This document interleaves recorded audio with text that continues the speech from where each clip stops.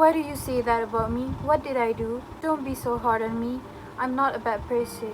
Please don't misunderstand. Cries Suli, a former Korean idol, on IG Live 2 days before her death. She was also one of the victims of cyberbullying. These stars may look like they live in a glitz and glamorous easy life, but that's only what social media wants to portray, and behind the scenes may be a whole different issue. So what actually is cyberbullying? Cyberbullying is the use of digital technology intent to offend, harass, humiliate, threaten, and abuse somebody. Did you know Malaysia is number 6 on a survey measuring cyberbullying among 28 other countries?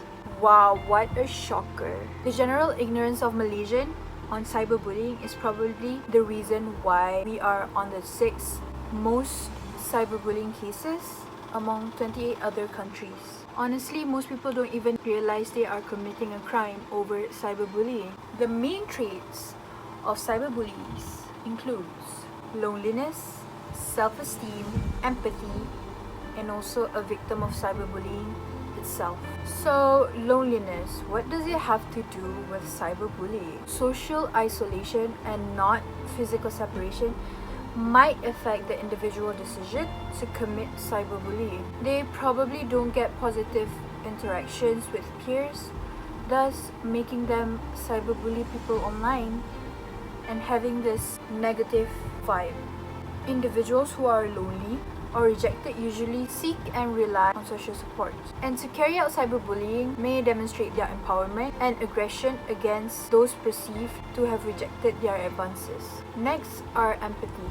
Those with low empathy are seen to feel much safer, comfort with the anonymous identity in the virtual world. It is also found out that those with low empathy are prone to aggression and eager to gain social status. Let's move on to self-esteem. There's many findings under self-esteem regarding cyberbullying.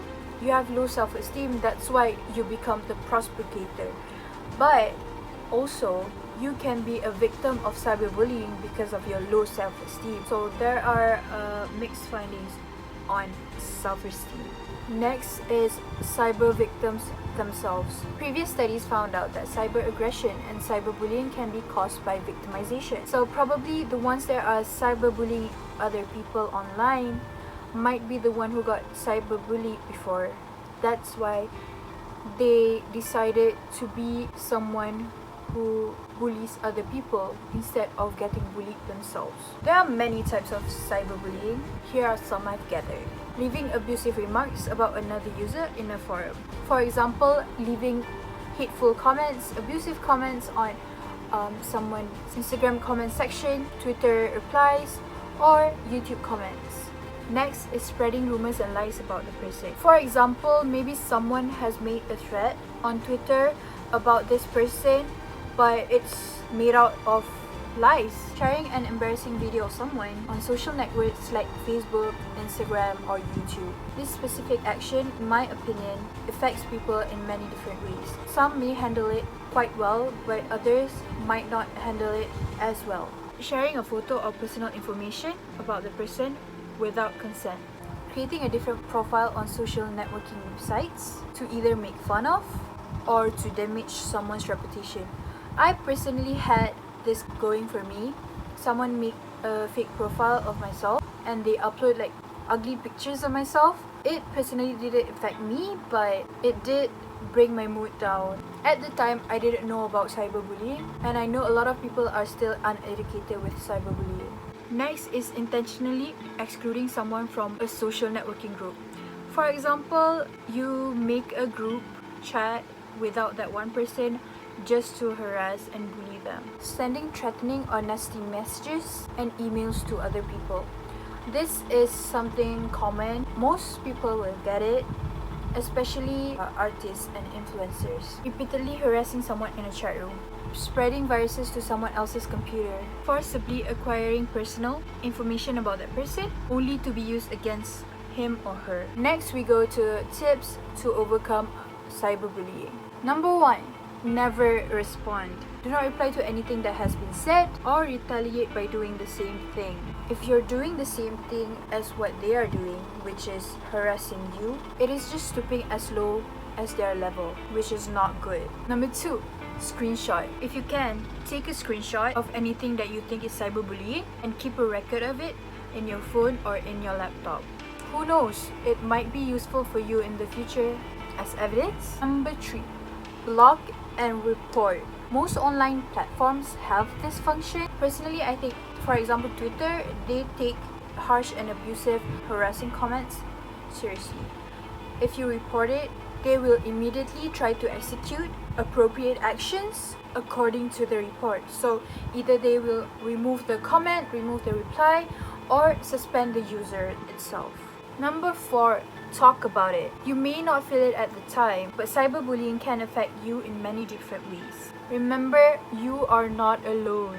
Number 5, how serious is it? Assess how serious the cyberbullying is. If it's a light name calling from someone you don't really know, then you can just report and block that person. But if it's taking a toll on you and you feel sad and unmotivated, especially from someone who you can't get away from, take further action by telling a trusted adult. Number 6, report it. If you're experiencing cyberbullying from somebody you go to school with or college with, report to the teacher. If somebody is threatening you, giving out your personal information and making you fear for your safety, contact the police or an adult as soon as you can. Do not be afraid and thinking it's just a small matter. Mental health is important. Number 7, be private. I recommend you keeping your social media private, as people might use your photo or photos of someone close to you to catfish. When people use it to catfish, they might use it for something bad. And lastly, sympathize. Always remember that happy and secure people don't bully others. People who are bullying probably is going through a hard time themselves. That doesn't make cyberbullying right, but it does give some insight and understanding and help to reassure you that it's not your fault. When you get cyberbullied, it's not your fault. To the cyberbullies, take a long look at the mirror and figure out how you can improve your own life. Find productive things you can do on your free time, because before you know it, the world will move on without you. For the people who are cyberbullied, you are not alone and you will never be alone. Even our beloved, kind and super sweet Permaisuri Agong is no stranger to cyberbullying. So don't give in and don't give up on a good fight.